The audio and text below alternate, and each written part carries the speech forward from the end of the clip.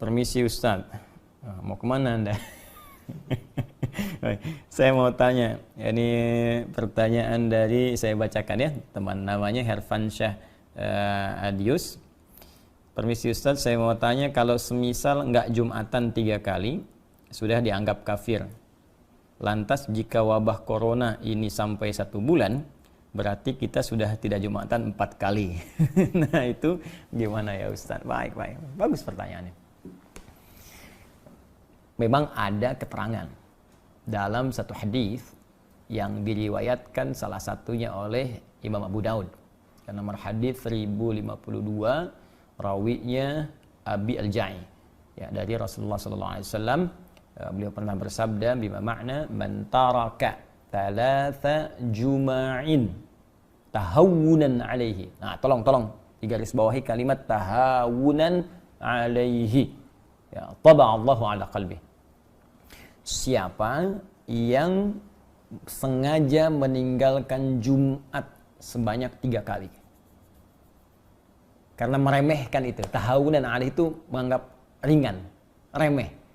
Nah, jadi kasusnya sengaja meninggalkan Jumat, bukan karena ada sebab tertentu yang secara syariat dia boleh mengganti Jumat dengan zuhur. Ingat ya, bukan sengaja meninggalkan Jumat karena ada sebab tertentu sehingga dia mengganti Jumat dengan zuhur. Nah, kasusnya berbeda.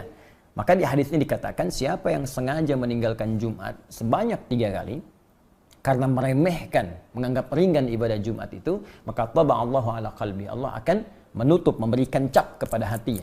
Ya, taba'a sama dengan khatama. Ya, sama dengan Al-Baqarah ayat ke-7 itu ketika Allah mengatakan khatamallahu ala qulubihim wa ala sam'ihim wa ala absarihim ghishawa wa lahum adzabun azim. Maka diancam oleh Allah Subhanahu wa taala, hati-hati.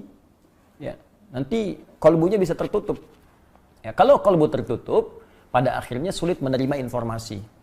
Nah, bukan hanya informasi-informasi yang dimaksudkan kebaikan-kebaikan, tapi pada puncaknya sulit menerima nur Allah Subhanahu wa taala. Karena itu kalau dengar azan ke telinga sudah nggak mempan lagi, nggak peduli dengar azan. Lihat orang ke masjid sholat sudah tidak ada kecenderungan untuk bisa mengikuti. Bahkan puncaknya ada yang anti. Awas, hati-hati nih, hati-hati, puncaknya anti.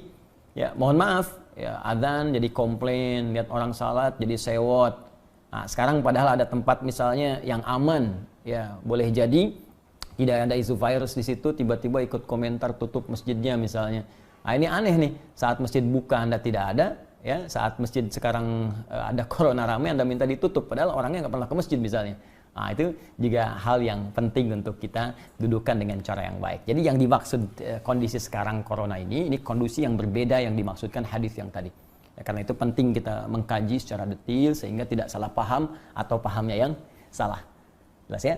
Nah, dalam konteks orang tidak bisa Jumat, nah, karena kekhawatiran diduga menyebarnya virus misalnya corona ini, ya apalagi misalnya mohon maaf di masjid-masjid simpangan, jalan, ya atau sekarang seperti Istiqlal, kan? Atau masjid-masjid yang di pinggir jalan yang kita nggak tahu siapa jamaahnya, mungkin dia membawa virus dan sebagainya, maka ada kebijakan di masjid tersebut tidak diselenggarakan sholat Jumat dan jamaah kemudian diperkenankan mengganti dengan sholat zuhur. Bahkan telah keluar fatwa MUI terkait dengan persoalan ini.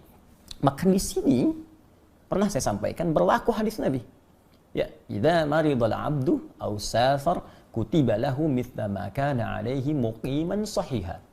Kalau seorang hamba punya uzur, bahkan uzurnya pun ya bisa sakit, bisa karena penyakit tertentu, bahkan kalaupun nggak ada penyakit, safar kata Nabi itu. Safar, perjalanan jauh.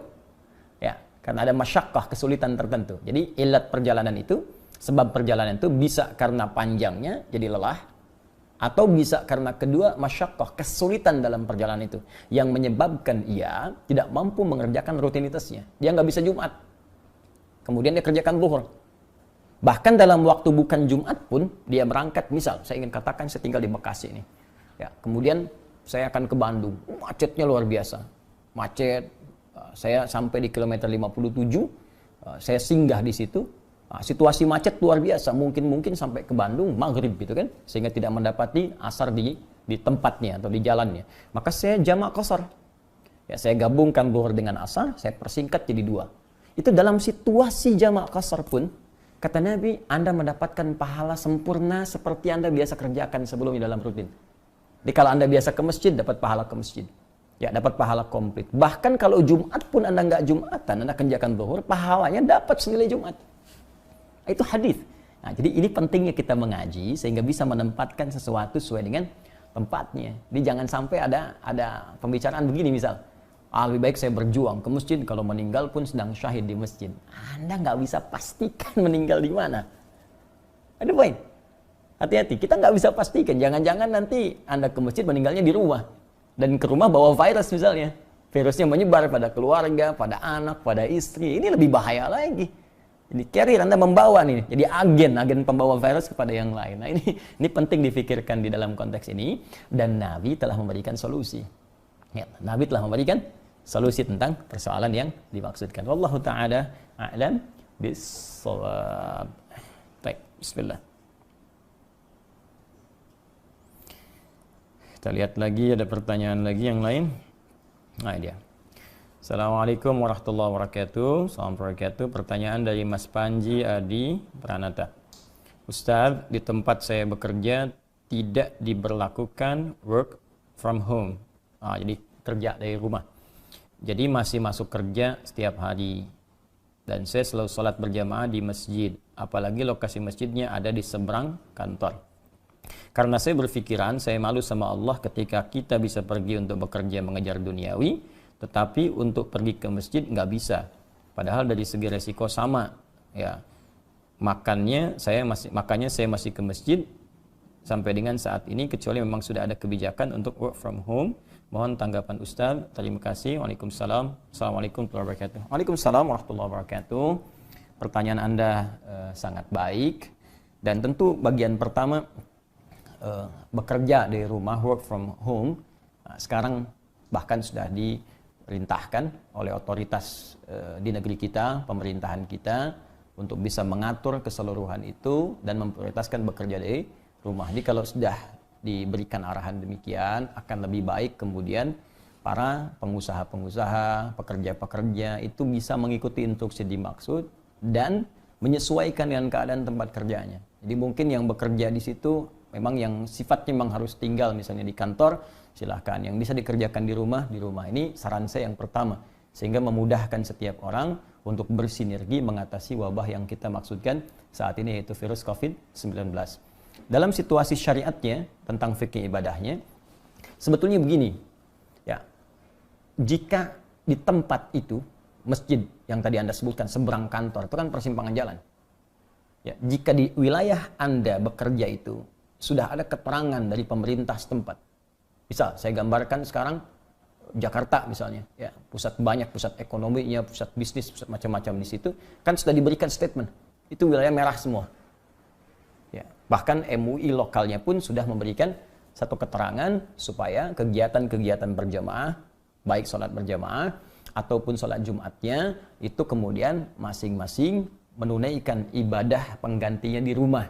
Jadi Jumat diganti zuhur, berjamaah di masjid, ganti jamaah di rumah. Ya, suami ngimami, kesempatan besar, suami ngimami istri, ngimami anak-anak ke bawahnya dan sebagainya. Persilahkan. Nah, itu sudah ada keterangan demikian, karena dikhawatirkan ketika ke masjid, walaupun ada yang terlihat sehat dan sebagainya, karena tidak bisa diprediksi kemana penyebarannya, bisa terjangkit di situ dan membawa virus ke tempat lain.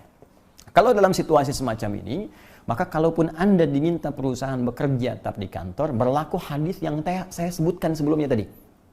Yaitu Anda tunaikan di kantor saja. Ya, tidak perlu Anda ke masjid kemudian. Ya, Anda tunaikan di kantor. Kalau ada teman 1-2 orang misalnya Anda bisa berjamaah dengan yang diduga baik, sehat, kuat di situ, silahkan tunaikan di situ. Maka saat Anda tak ke masjid pun karena kebiasaan rutinitas Anda tadi, dapat pahalanya sama dengan ke masjid. Berdasar hadis yang tadi saya sampaikan.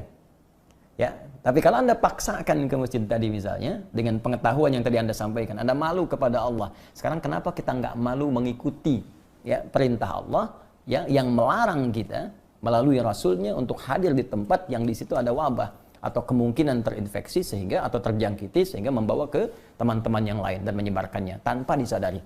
Nah, maka tunaikan sholatnya di kantor, di ruangan Anda, itu sama nilainya dengan Anda ke masjid. Ya, berbeda kasus kalau di tempat itu seperti fatwa MUI mengatakan yang di 3 poin B itu, ya, kalau di tempat Anda diduga minimal bahkan tidak ada sama sekali, kan? Maka silahkan hidupkan masjidnya. Dan kalau Anda baca di fatwa itu tidak ada kalimat menutup masjid. Ya, tidak ada kalimat menutup masjid. Jadi bukan penutupan masjid. Ya, tapi membatasi kegiatan yang sifatnya berjamaah di tempat-tempat yang tertentu diduga menyebarnya virus. Jadi kalau tempatnya aman, Anda tinggal di wilayah komplek, kompleknya terisolasi, hanya Anda saja di situ dengan beberapa teman yang lain, warga komplek, diduga tidak ada yang suspek dan sebagainya, silahkan ke masjid hidupkan. Kalau perlu Anda lock dulu, ya, lockdown lokal, di lock yang luar-luar, jangan masuk ke komplek Anda. Anda di situ silahkan kumpul dan hidupkan masjidnya, hidupkan. Kalau kasusnya warga khawatir nih, saya misalnya nggak tahu siapa yang terkena, ya jangan ke masjid, selesai. Ya, sudah, Anda yang khawatir nggak usah ke masjid, Anda di rumah. Iya, tapi dalam situasi yang Anda merasa aman, silahkan Anda hidupkan. Kan sederhana sekali persoalannya. Ya, persoalannya sangat sederhana. Allahu ta'ala a'lam bissawab.